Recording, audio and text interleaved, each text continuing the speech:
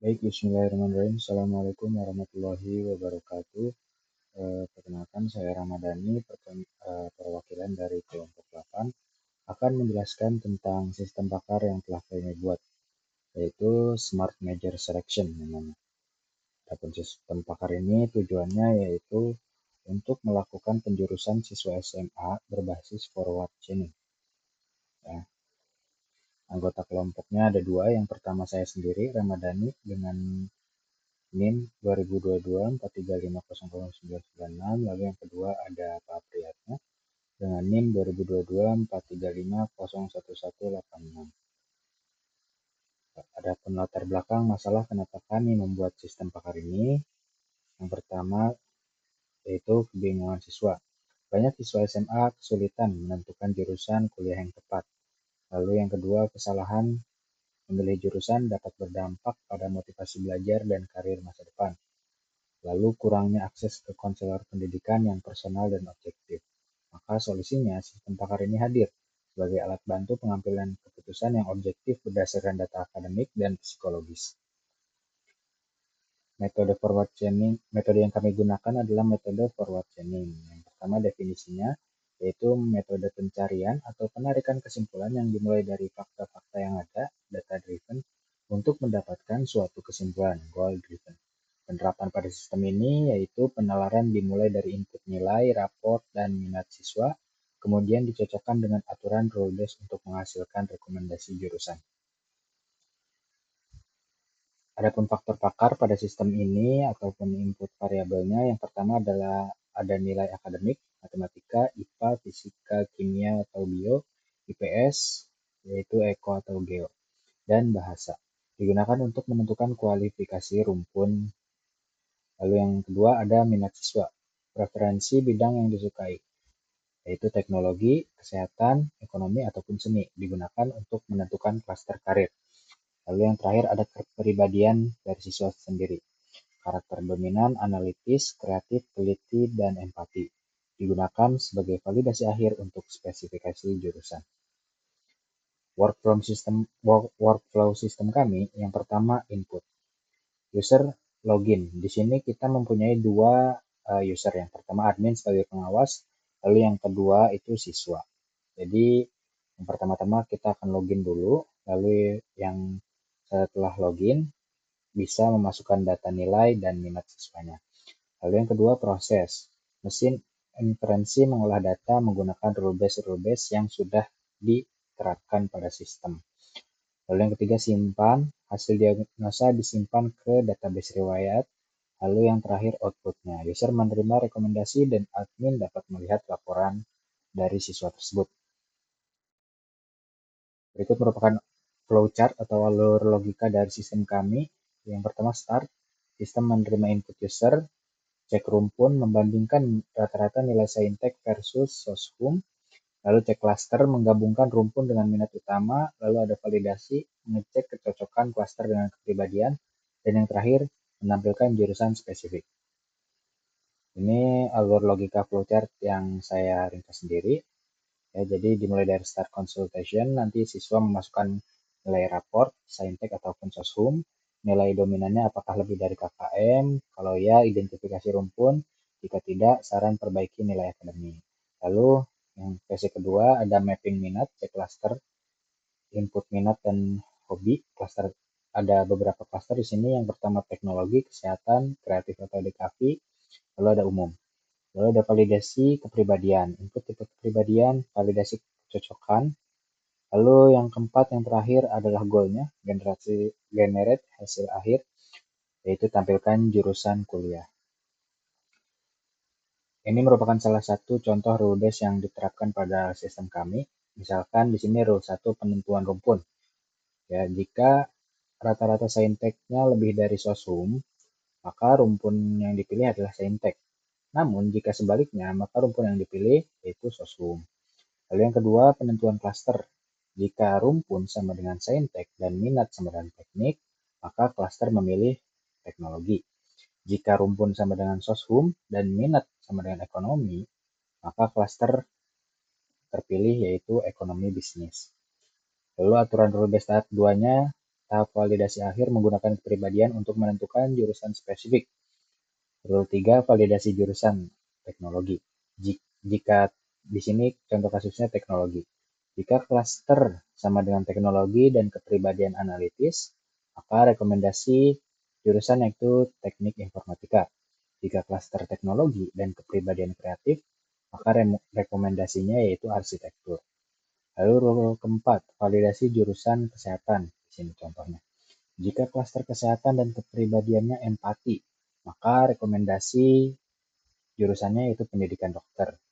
Jika klaster sama dengan kesehatan dan kepribadiannya teliti, maka rekomendasi jurusannya yaitu farmasi. Berikut merupakan contoh tampilan awal dari fitur admin sendiri. Ya, dia dapat melihat hasil akhir dari masing-masing siswanya dan juga bisa memanage akun-akun dari siswanya. Contohnya misalkan bila mana nanti siswanya lupa password dan ingin menginput ulang nilai atau kepakaran dari sistem kami, maka bisa diatur di sini. Nah, yang pertama, monitoring real time, melihat data siswa yang baru saja melakukan tes. Lalu reset password seperti yang saya ucapkan tadi, fitur keamanan untuk membantu siswa yang lupa akan kesannya. Lalu manajemen user, ini termasuk tadi reset password. Lalu yang terakhir adalah laporan lengkap, menampilkan tabel riwayat konsultasi lengkap dengan filter hasil. Adapun beberapa bahasa yang digunakan dalam sistem kami, yang pertama ada PHP native sebagai backend logic dan processing. Lalu ada MySQL sebagai database management untuk menyimpan password segala macam dari sistem kami. Lalu untuk struktur tampilan halaman, kita menggunakan HTML, CSS, dan JavaScript sebagai front-end interface. Baik, untuk pengenalan sistemnya sudah selesai, kita langsung saja ke tampilan sistemnya. Ini merupakan halaman login dari awal sistem. Ya, jika sudah punya akun, bisa langsung login di sini. Tapi kita akan mencoba dimulai dari daftar. Ya, di sini misalkan nama lengkap Dani. Ya, kita pakai Dani. Lalu username-nya untuk login nanti Dani1 misalkan. Atau Dani saja deh. Lalu passwordnya di sini Dani123. Dani123. Si username-nya itu Dani, nama lengkapnya itu Dani, misalkan Dani Arga ya. Lalu username untuk loginnya Dani, passwordnya kita bikin Dani123. Lalu konfirmasi password, kita daftar akun. Nah, sini pendaftaran, di sini ada cek modal, itu pendaftaran berhasil, silakan login. Kita coba login dulu. Tadi username-nya Dani, passwordnya yaitu Dani123. Kita coba login. Ya, ini merupakan sistem pakar kami. Di sini langsung ada nama yang disebutkan tadi yang kita daftarkan Dani Harga. Lalu ada nama sistemnya di sini. Ya, sistem ini simple ya, nggak begitu banyak penginputan. Di sini kita contohnya matematikanya kita kasih 75. IPA-nya misalkan rata-rata ketiga dari fisika, kimia, dan biologinya cuma 80. Lalu IPS-nya kita kasih besar 95. Bahasa Indonesia kita kasih besar 95. Bahasa Inggrisnya 80. Lalu di sini minatnya kita pilih. Saya mau kesehatan di sini misalkan. Lalu dominannya saya mau empati. Ya. Nah, ini kita coba analisa. Nah, dia akan muncul ilmu komunikasi. Ya, sesuai dengan tadi penginputan nilai, tes minat dan kepribadian. Jadi sudah ada rumpunnya soshum dan klasternya yaitu sosial. Jika ingin tes ulang, di sini ada tes ulang. Sekarang kita coba ke fitur adminnya. Ya. Ada modal berhasil logout. Ya. Sini admin. Lalu passwordnya di sini admin 123. Kita cobain masuk. Nah, ya. Nah, ini sudah ada laporan dari Dani Arga, dia rumpunnya Sosum, jurusannya Ilmu Komunikasi. Ya, ini hanya bisa menampilkan 5 dari database yang saya buat di MySQL. Kalau ingin menampilkan seluruhnya, tinggal pencet di sini, seluruh riwayat nanti akan muncul jika datanya lebih dari 5. Ya, ini merupakan data-data yang sudah mengisi kepakaran dari sistemnya. Di sini ada contoh Ramadhani, dia melakukan tes ulang maka di sini muncul lagi namanya ya. Ini sistemnya menggunakan logika LIFO yaitu last in first out ya. Jadi data yang terakhir di input dia masuk ke yang pertama ya.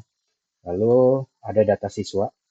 Di sini Nathaniel masih belum mengisi kepakarannya atau tes minatnya, maka di sini ada status tesnya belum dan hasil akhirnya juga masih strip karena dia belum mengisi ya.